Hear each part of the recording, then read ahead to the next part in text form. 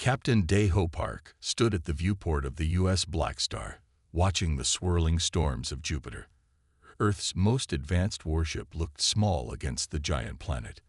The Blackstar was on a routine patrol mission. No one expected anything unusual to happen. "Beautiful, isn't it?" Park said to no one in particular. Lieutenant Ji-woo Kim looked up from her console. "Yes, sir, though I'll be happy to finish this patrol and get back home." Park nodded. 6 months in space was a long time, even on a ship as comfortable as the Blackstar. With its crew of 50 and advanced systems, the vessel represented the best of human technology. Its quantum missiles and particle shields were experimental, but they worked well in tests. "Sir, I'm picking up something strange," Ji-woo said suddenly, her fingers moving quickly across her screen. "Energy readings I can't identify, coming from Sector 7. Park turned from the viewport. "Put it on the main screen." The large display showed empty space at first, then a strange ripple appeared, like water disturbed by a stone. "Captain, unknown vessel approaching at high velocity," Ji-woo reported, her voice steady despite the tension growing on the bridge. Everyone watched as a ship emerged from what seemed like a tear in space itself. It was unlike anything humans had built, sleek and predatory with a hull that shimmered with colors that shifted like oil on water. "Open communications," Park ordered. Communications Officer Yuna tried several frequencies. "No response, sir." "Keep trying." "All stop. Let's not appear threatening." The alien vessel grew larger on their screen as it approached. Its design suggested power and advanced technology. "Sir," Ji-woo called out in alarm. "They're powering weapons." Before Park could respond, golden beams of energy shot from the alien ship, hitting the Blackstar's forward shields. The bridge shook violently, throwing several crew members to the floor. "Shields at 60%, reported Officer Sung Min Han from Tactical. Park gripped his chair. "Return fire. Target their weapons array." Sung Min's fingers flew across his console. "Quantum missiles away, sir." The Blackstar trembled again as another beam struck. Warning lights flashed across every station. "Their technology is centuries beyond ours," Ji-woo reported, studying her readings. "But their attack pattern is rigid, predictable. They fire, adjust, fire again. Always the same timing." Park thought quickly. Outgunned and damaged, they couldn't win a straight fight. But maybe they didn't need to. "Then we'll be unpredictable," Park said with a grim smile. "Navigation. Transfer to your station." He quickly entered coordinates. "Execute this course immediately." Navigation Officer Tad looked at the flight plan with wide eyes. "Sir, this will take us dangerously close to Jupiter's gravity well." "That's the idea. Do it." The Blackstar lurched as its engines fired at full power, sending the ship on a trajectory toward the massive planet. The alien vessel followed, still firing its golden beams. "They're pursuing, sir," Ji-woo reported. "Good," Park said calmly. "Everyone hold on. This will get rough." The Blackstar dove toward Jupiter, its hull groaning under the strain. The alien ship followed, seemingly confident in its superior technology. "Now," Park shouted when they reached the critical point. The Blackstar fired its maneuvering thrusters at maximum power, using Jupiter's immense gravity to slingshot around the planet. The ship shuddered violently, systems screaming in protest as G-forces mounted. When they emerged from behind Jupiter, the alien ship was still adjusting its course, caught off guard by the human vessel's risky maneuver. "All weapons, fire," Park ordered. The Blackstar unleashed everything it had: quantum missiles, particle beams, and conventional weapons. Without its shields properly aligned, the alien vessel took heavy damage. Its beautiful hull cracked, then burst in a spectacular explosion of blue-green energy that momentarily outshone Jupiter itself. "We got them," Sung Min said in disbelief. "Scan for survivors," Park ordered. "Sir, there's a small escape pod," Ji-woo reported. "One life sign, very weak." They brought the pod aboard using the Blackstar's tractor beam. Inside was a dying alien officer. Its skin was pale blue, with delicate patterns that seemed to pulse with light. Medical Officer Jin worked frantically to save the creature, but its injuries were too severe. The alien's large eyes focused on Park. It spoke in a rasping voice, the ship's computers translating. The Galactic Empire knows of Earth now. You will be the next slave world in our collection.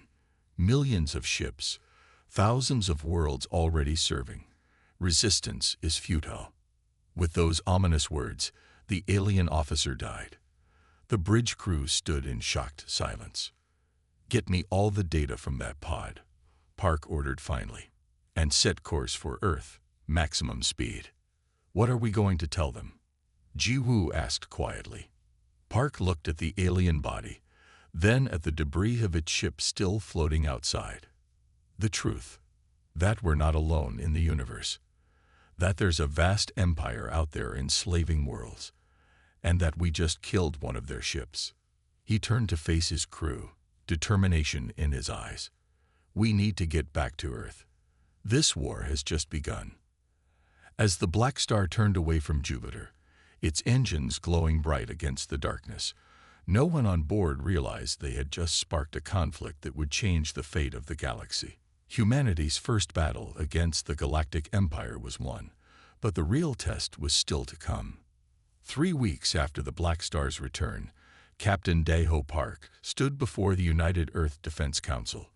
The journey back to Earth had been tense. Every crew member watched the stars, expecting more alien ships to appear. The council chamber was large and cold. Military leaders from all nations sat at a round table. Their faces were grim. They had all seen the recordings from the Blackstar. The alien ship, the battle, the dying alien's warning. The vessel we destroyed was only a scout, Park said, his voice echoing in the quiet room. According to the data we recovered from the alien pod, the Galactic Empire controls thousands of star systems. He touched a control, and a hologram appeared above the table. It showed countless stars and planets marked in red, the Empire's territory. They have enslaved hundreds of species, Park continued. Worlds far more advanced than Earth have fallen to their fleets. Defense Minister Yoon, a small woman with steel-gray hair, leaned forward. How many ships do they have? Millions, Park answered. And technology far beyond ours. The room filled with worried whispers. General Bug stood up. Then we have no chance. We should consider surrender. No, Park said firmly. The alien ship we defeated was overconfident. They didn't expect resistance. That's a weakness we can exploit. Minister Yoon nodded slowly. Then our only hope is to prepare for war. We must unite Earth's forces and build more ships like the Blackstar. The council began discussing defense plans, how many ships they could build, what weapons might work against the aliens. Park listened quietly. He knew they needed more than just ships and weapons. They needed allies. Suddenly, the door burst open. Lieutenant Ji Woo Kim rushed in, ignoring the guards who tried to stop her. Captain, she called, we're receiving a transmission from Titan. It's not human. The council room erupted in chaos.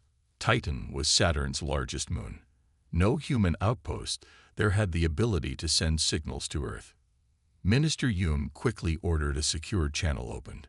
The main screen showed only static at first, then cleared to reveal a humanoid face, but clearly not human. The being had silvery blue skin and large almond-shaped eyes. People of Earth, the alien said in perfect English, we have been watching your planet since your ship defeated the Imperial Scout.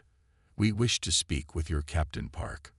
2 days later, the Blackstar approached Saturn, its crew tense but curious.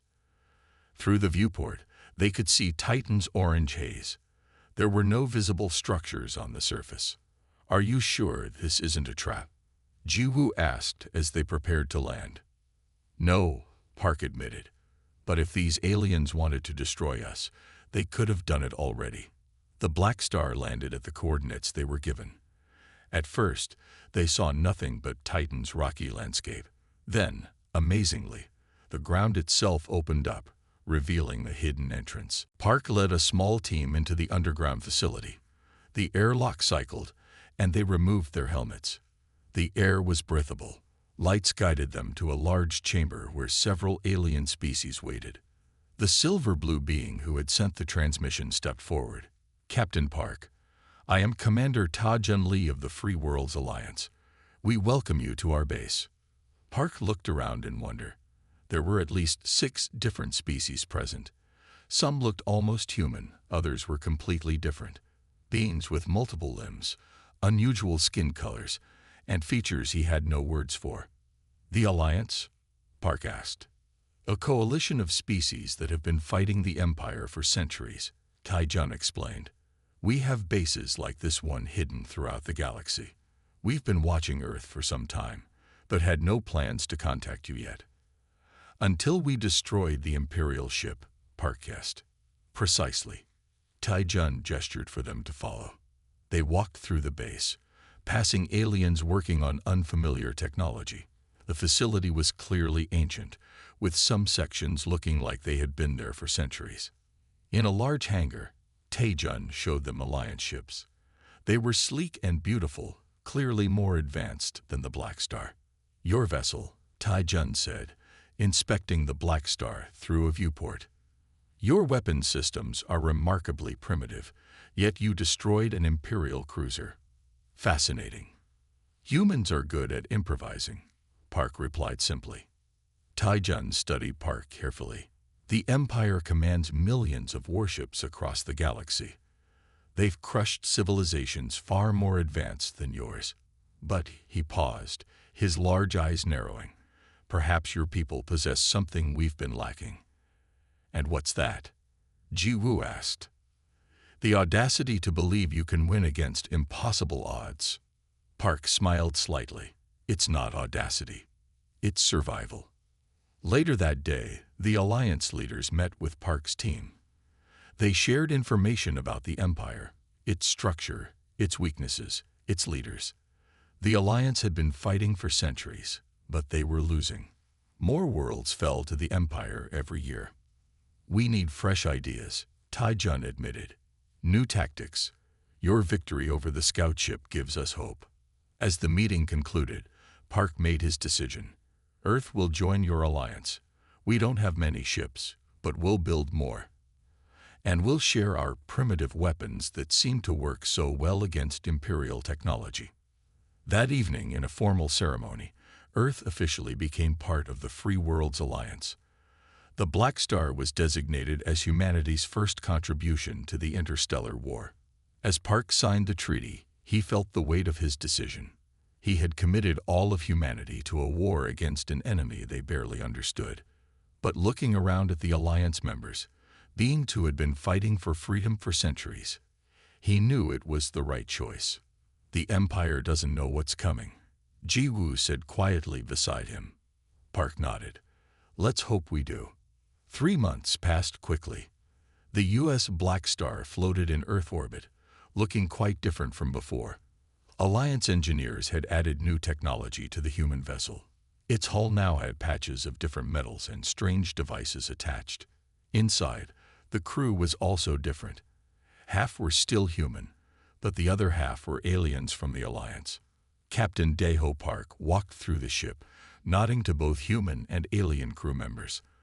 A tall alien with 4 arms worked beside a human engineer, both focused on fixing a power relay.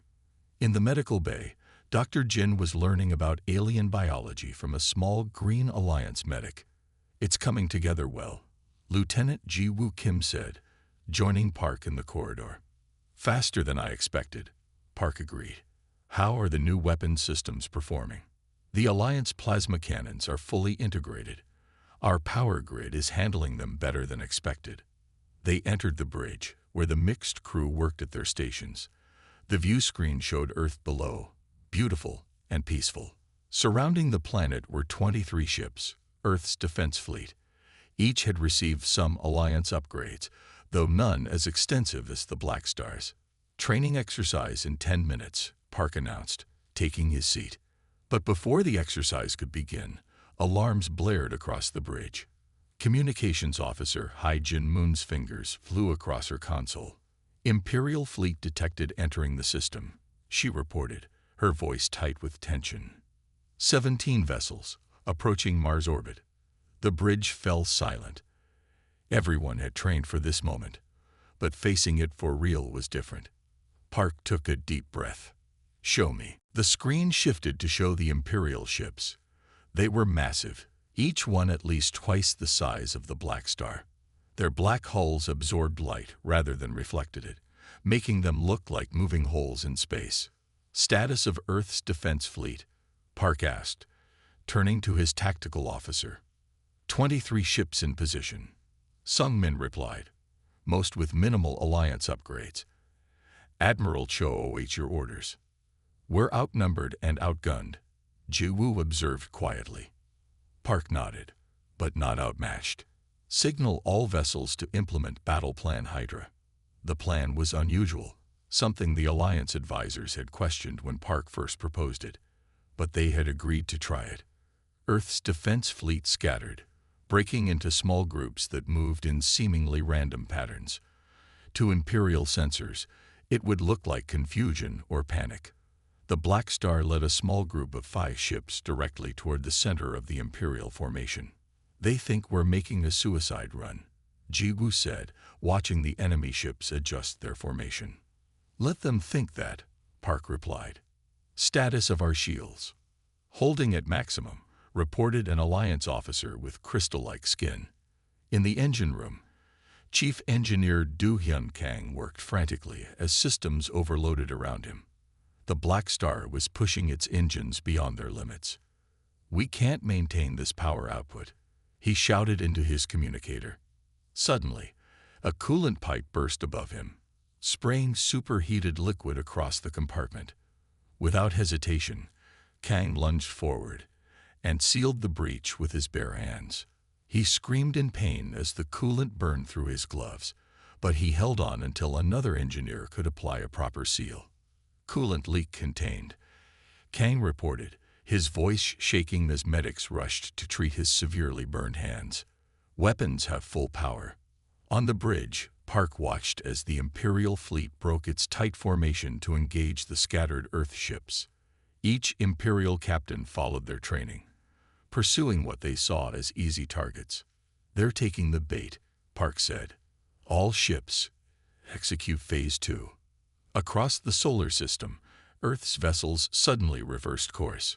Ships that had appeared to be fleeing now turned to attack. The scattered Imperial vessels found themselves caught in crossfires from multiple directions. The Blackstar performed its most daring maneuver yet, skimming the atmosphere of Mars, using the planet's gravity to slingshot around at incredible speed. The maneuver was so risky that the Imperial commanders never considered it possible. The Blackstar emerged directly behind the enemy flagship. Fire all weapons, Park ordered. The Blackstar unleashed its full arsenal, human quantum missiles combined with Alliance plasma cannons. The Imperial flagship's shields failed under the assault, and the massive ship broke apart in a series of explosions. The battle raged for another hour. Earth ships fought with unexpected ferocity and unpredictable tactics. The Imperial fleet, trained to fight in rigid formations against predictable enemies, couldn't adapt quickly enough. When it ended, 7 Earth ships had been destroyed, but the Imperial fleet was decimated. 13 of their 17 ships destroyed or disabled. The remaining 4 were retreating toward the outer system. Cheers erupted across all communication channels. On the Blackstar's bridge, the crew, human and alien alike, celebrated their victory. We did it, Ji Woo whispered, disbelief in her voice. We actually won. Park nodded solemnly. This battle, yes, but the war has just begun. He looked at the damage reports coming in. The cost had been high, 7 ships lost, hundreds of lives. But Earth had proven something important today. Humans could fight the Empire and win. As the Blackstar moved to help rescue survivors, Park knew that news of this battle would spread. The Empire would not take this defeat lightly. They would return with a larger fleet, determined to crush Earth completely. But for the first time, the Alliance had real hope. If humans could defeat an Imperial fleet on their first try, perhaps the war wasn't hopeless after all. News of Earth's victory traveled across the stars faster than light. On worlds enslaved by the Empire for centuries, people whispered about the small blue planet that had defeated an Imperial fleet. Hope, long forgotten, began to stir again.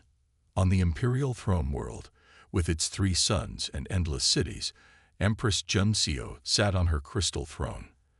The palace walls were made from rare metals taken from 1,000 conquered worlds. The Empress herself looked almost human, except for her golden eyes and the slight shimmer to her pale skin. High Admiral Minho, she called, her voice soft but carrying throughout the huge chamber. Approach. The High Admiral walked slowly to the throne and bowed. His uniform, black with gold trim, showed his high rank. His face showed no emotion, but inside he felt fear. Bringing bad news to the Empress was dangerous. Explain, she said simply, how a primitive species managed to defeat our forces. Minho kept his head bowed. Majesty, the humans fight. Incorrectly. They disregard established military doctrine. They take irrational risks. Their ship captains make decisions without consulting command algorithms. The Empress leaned forward slightly. Continue. Our ships are programmed to fight against known tactics. The humans don't use known tactics. They fly into gravity wells. They split their forces when logic says to concentrate them. They attack larger ships directly instead of targeting the smaller ones first. And this unpredictability makes them dangerous, the Empress concluded. Her golden eyes narrowed. Interesting. A species that thinks it can challenge us. Minho risked looking up. Majesty, they are still primitive. Their weapons are basic. We can crush them with a larger fleet. No. The Empress stood, her shimmering robes flowing around her. I will not send more ships for them to destroy. This rebellion must be ended decisively. She touched a control on her throne. A hologram appeared, showing a massive ship unlike any other in the Imperial fleet. Prepare the planet crusher. I will not allow this spark of rebellion to spread. Minho felt a cold chill. The planet crusher had only been used twice before, to make examples of worlds that refused Imperial rule. Each time, billions had died. As you command, Majesty. Across the galaxy, on a hidden Alliance base deep in an asteroid field, Captain Park felt uncomfortable. People kept staring at him, asking to hear about the battle.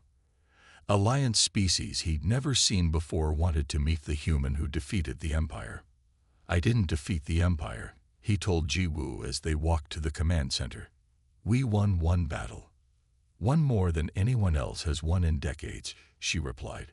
Jiwoo now wore commander's insignia. Her promotion had come after the battle. You've given people hope. In the command center, Alliance leaders from a dozen species waited. Commander Tajun greeted them with his silver-blue face looking grim. Captain Park. Commander Kim, thank you for coming. He gestured to the holographic display in the center of the room. We have troubling news. The display showed Imperial ships gathering near the Empire's core worlds. Hundreds of them. Reports from our agents indicate the Empire is mobilizing its main fleet, said Tajum. The Empress herself has ordered the planet crusher deployed. Silence fell over the room. Park had read about the planet crusher in Alliance files. It was the Empire's ultimate weapon, a ship the size of a small moon, capable of shattering a world's crust with its gravity weapons. How many ships will accompany it? Park asked, his mouth dry. Over 300, replied Tajun. We can perhaps muster 60 vessels for Earth's defense. An Alliance officer with tentacles instead of arms spoke up. We should evacuate as many humans as possible. Earth cannot be saved. No, Park said firmly. We won't abandon our world. Then we will die with you, the officer replied. But it will change nothing. Jiwoo had been studying the holographic display of the planet crusher. The massive ship had sections that looked like they could open, revealing the gravity weapons inside. "What if we don't try to defeat their fleet?" she asked suddenly. "What if we target just this one ship?" "Impossible," another Alliance officer objected. "Its shields are impenetrable." "Nothing is impenetrable," Park countered. "Not if you approach the problem differently." He stepped forward and began manipulating the hologram, zooming in on different sections of the planet crusher. "Look here," he said, pointing to what appeared to be maintenance access points. "And here. These are vulnerable spots. Our weapons can't penetrate those areas," Tai-Jun said. "We've tried similar approaches before." "Not with weapons," Park said. "With people. A small team could infiltrate the planet crusher while the main battle distracts them." He began outlining his plan. The Blackstar, using new stealth technology, would slip through the chaos of battle. A small team would board the planet crusher, fight their way to the main reactor, and plant explosives. As he explained more details, the Alliance commanders stared in disbelief. "This is suicidal," Tai-Jun finally said. "You would never get past their internal defenses, and even if you did, you would never escape alive." Park smiled grimly. "That's exactly why it might work. The Empire doesn't understand sacrifice. They can't conceive of willingly facing death for a cause." Tai-Jun looked at the other Alliance leaders. Some looked doubtful, others thoughtful. "The plan is very human," said an old Alliance commander who had been silent until now. "But perhaps that is what we need. Our traditional tactics have failed for centuries." Park looked around the room. "I'm not asking anyone else to volunteer for this mission. I'll lead it myself with Blackstar crew members who choose to join me." "If you go, I go," Jae-woo said immediately. Slowly, other Alliance officers began to volunteer as well. By the end of the meeting, they had a team and a plan. It was dangerous, perhaps impossible, but it was a chance. As they left the command center, Tai-Jun pulled Park aside. "You know the chances of survival are almost zero," he said quietly. Park nodded. "Sometimes you have to be willing to sacrifice everything to win." "Very human indeed," Tai-Jun said with a small smile. "Perhaps that's why the Empire fears you." The sky above Earth filled with light as the Imperial Armada arrived. 300 ships appeared at once, each larger than the biggest human buildings. In the center floated the planet crusher. It was enormous, like a metal moon with strange devices pointing at Earth. People on the planet looked up in fear. Some ran to shelters. Others stood watching, knowing this might be their last day. In space, 60 ships from Earth and the Alliance faced the Imperial fleet. They looked tiny compared to the enemy ships. On the bridge of the U.S. Blackstar, Captain Daeho Park looked at his crew. Some were human, others alien, all ready to fight. "Today we fight not just for Earth," Park said, his voice steady. "We fight for every world suffering under Imperial rule.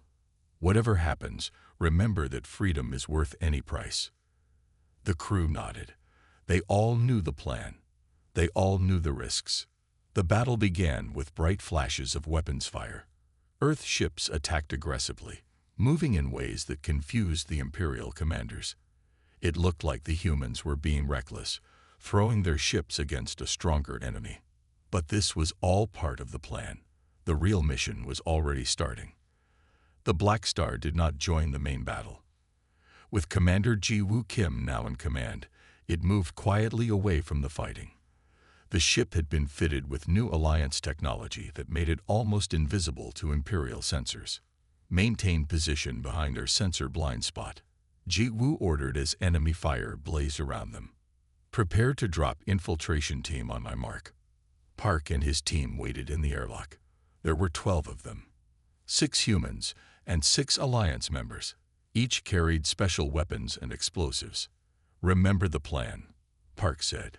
"Get to the main reactor, plant the bombs, get out if possible." No one mentioned that "if possible" was unlikely. They all knew the risks. "Mark." Ji-woo's voice came through their helmets. The team launched from the Blackstar, their suits propelling them through space toward the planet crusher's massive hull. They landed on a section where the hull curved inward, hiding them from view. Officer Sung Min Han used a special cutting tool to open a maintenance hatch. "We have 20 minutes before they detect the breach," he warned. Inside, the planet crusher was like a city. Corridors stretched in all directions. Imperial soldiers and worker drones moved everywhere. The team moved quickly, using alliance maps of similar ships. When they met resistance, they fought hard.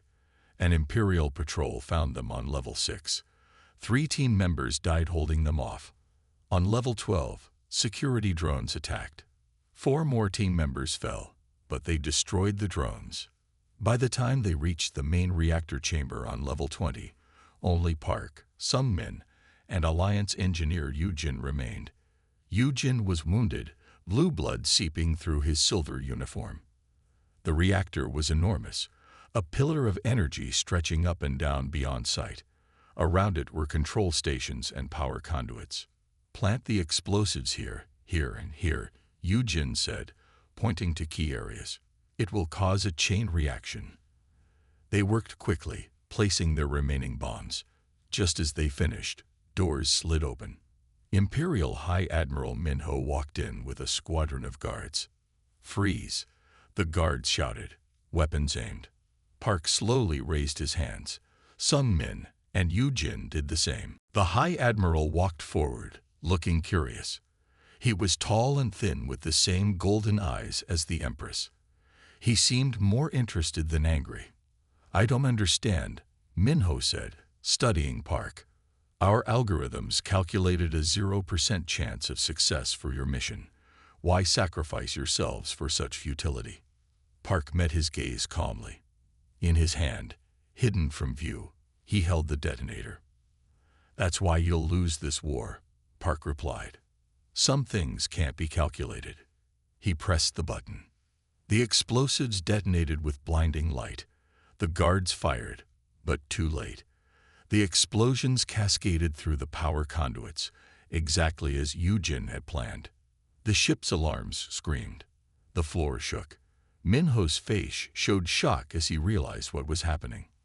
"We need to move," Sung Min shouted over the noise. The 3 ran for the exit, dodging falling debris. Imperial soldiers were running too, trying to escape the dying ship. "Escape pods this way," Yujin called, pointing down a corridor. They fought their way through the chaos. Yujin was hit by falling metal and couldn't continue. "Go," he told the others. "Tell my world what happened here." Park and Sung Min reached an escape pod bay. They launched just as the planet crusher began to break apart.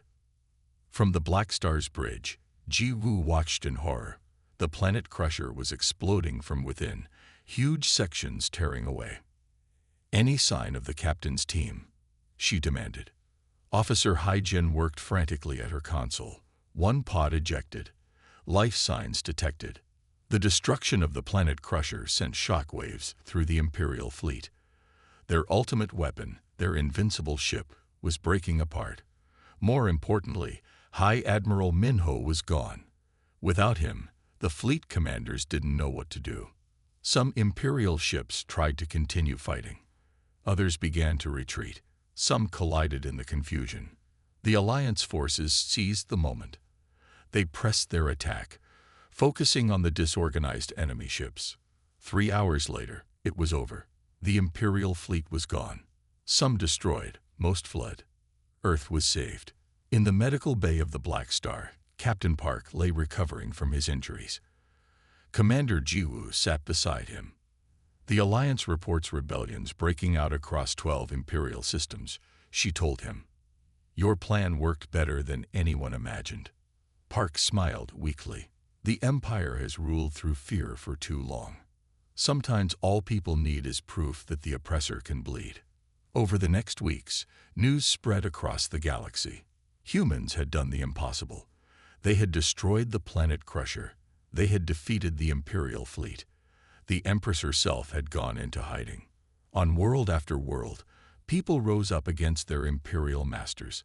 Some succeeded, some failed, but all fought with new hope. The war was far from over.